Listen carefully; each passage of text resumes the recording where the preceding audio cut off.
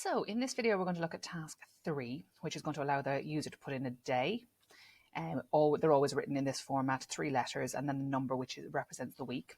We're going to find and display how many buses were late on that day, and then we're going to display for every bus that is late, we're going to display the route and how late the bus was on that day.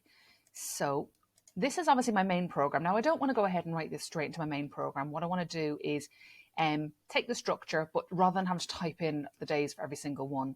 So I've just gone ahead and set this up quickly. What I've done is, usually my list of bus A would be the minutes late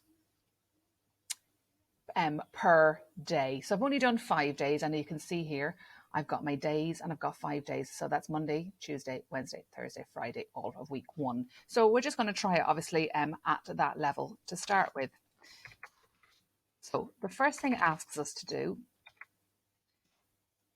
is allow the user to input a day. Okay, so what we're going to do, day equals input. Obviously, you can be a bit more descriptive than this if you want, and you could please enter day Eden. You can do something like that. I am going to do a \n to put on a new line. Okay. And then, I mean, you can test it at this point. Call it test task 3. As you can see here, I did my own version before. Just call it task 3 attempt. So anything you want. And I should have obviously printed the date, Tuesday 1. What we need to do is now find this word in this list here. So that's the first little challenge. So we need to find the index position. Sorry. So if we type in Monday 1, we want to return 0. Day index equals. So to find the index position, it's list.index. What you want to find the index of. So the list is days. Dot index. We want to find the index of the day. So days is the list. Dot index, find the index position of day.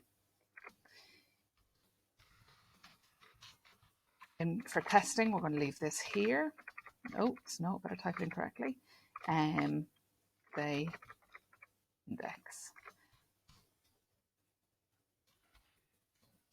Index 0, F5, FRI 1. Okay, so we're pretty sure it's working. The first and the last one work, so we're fairly confident with that. Now, obviously, if I know the index position of the day, I know the index position I'm looking for each bus. So just to start off with, what we're going to do is we're just going to print out whether the bus was, how many minutes the bus was either late, early, or on time. So you could obviously do print, bus A, day index. So let's do Monday 1, day index 0, and 0 was a time. Now that is actually correct. And then obviously, if you wanted to print them all, the concept is just, there's no loop or anything this time because there's no way of looping through different lists. So we're looking for -1 this time if we're doing Monday 1. 0 and -1. Okay, so we know that we can find the index position of those. What we're looking for is find and display how many buses were late on that day. So obviously, if that time is a minus, we know that that bus is late. So what we could do, now I'm not convinced I don't already have a list called that, but I'm going to make, sorry, not a list. I'm going to make a variable called total bus late. And every time one of these buses is late on that day, I'm going to increment it. So what we need is if you remember, bus A day index gave me this value here. So if that value is less than 0, that means the bus is late. So why don't we just print,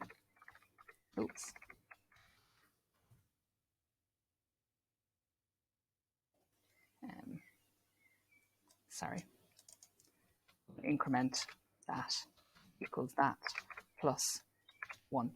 And obviously just copy and paste this, all the buses, and then you can print out total bus lates. So I'll go away and do that and then show you the next bit.